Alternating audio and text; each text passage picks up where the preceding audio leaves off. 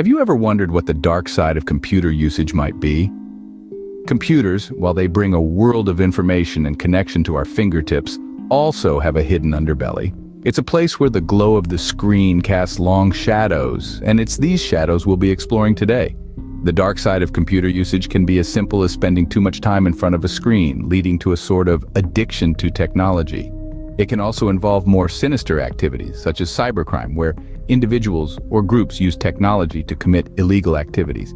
And then there's the issue of data privacy, where our personal information, often willingly given up in exchange for services, is used and sometimes abused. Each of these aspects forms a part of the complex tapestry we refer to as the dark side of computer usage. Now let's delve deeper into these issues, using the beautiful language of South African Sign Language. In the digital shadows, cybercrime lurks. As we step into the world of the internet, we are often unaware of the dangers that hide in its corners. One of these dangers is cybercrime. This is when individuals or groups use the internet to commit illegal activities, often with the intent to cause harm to others. This harm can take many forms, from stealing personal information to spreading harmful software, often with disastrous consequences. Let's take a closer look at some common forms of cybercrime. First up, we have phishing. This is when cybercriminals pretend to be a trustworthy entity in an electronic communication. They do this to trick individuals into revealing sensitive information such as usernames, passwords, and credit card details. Next, we have malware. This is any software intentionally designed to cause damage to a computer, server, client, or computer network. Cybercriminals often use this to gain unauthorized access to systems or to disrupt their operations. Lastly, we come to ransomware. This is a type of malware that threatens to publish the victim's data or perpetually block access to it unless a ransom is paid. It's like a digital hostage situation, and it can be devastating for individuals and businesses alike. Now you might be wondering, how can I protect myself from these threats? Well, the answer lies in cybersecurity. This is the practice of protecting computers, servers, mobile devices, electronic systems, networks, and data from digital attacks.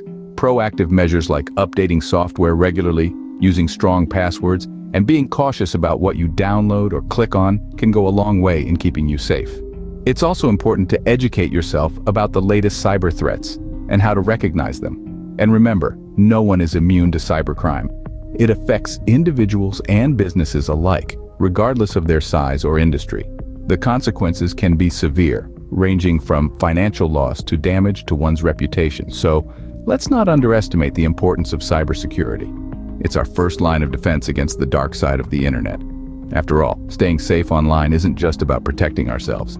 It's about creating a safer digital world for everyone. Remember, staying safe online is a responsibility we all share.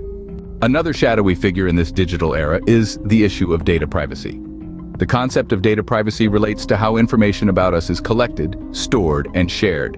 It's like a digital footprint we leave behind every time we use the internet, our smartphones, or even our smart home devices. Each click, each search, every app we use generates data about us. This data can reveal a lot about our preferences, habits, and even our location. Now, why is data privacy so important? To put it simply, our data is a reflection of our lives. It's our digital identity. Imagine if someone knew every detail about your life, from what you eat for breakfast to your deepest secrets. It's a bit unsettling, right? That's why it's crucial to protect our data. But how can data privacy be compromised? There are several ways. It could be through cyber attacks, where hackers breach databases to steal information. It could be through companies that collect and sell our data without our knowledge or consent. Or it could be through government surveillance. The implications of data breaches are far-reaching. They can lead to identity theft, financial loss, and even damage to a person's reputation. In the wrong hands, our data can be used against us in ways we can't even imagine.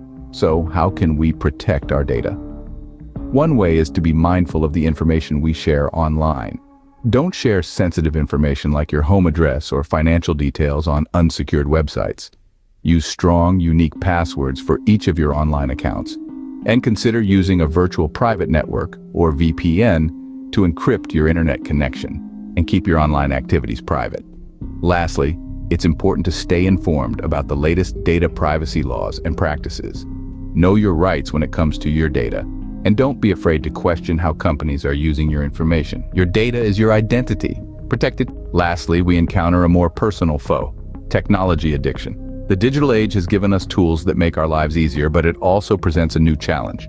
It's like being caught in a web, with every notification, every ping, every buzz drawing us deeper into the digital realm. Technology addiction is not just about the excessive time spent on devices, but it's also about how this use interferes with daily life, relationships, work, and physical health. It's when you find yourself reaching for your phone the moment you wake up, or when the first thing you do after work is open your laptop. It's when you feel anxious without your device, or when you prefer virtual interaction over real-life connection. The impact of technology addiction on mental and physical health can be significant. It can cause anxiety, depression, sleep disorders, and even physical discomfort like headaches and eye strain. The blue light emitted by screens can disrupt our sleep patterns, and prolonged sitting can lead to a sedentary lifestyle, increasing the risk of various health problems. So, how can we maintain a healthy relationship with technology? First, self-awareness is crucial. Recognize the signs of technology addiction and be honest with yourself about your habits. Next, set boundaries.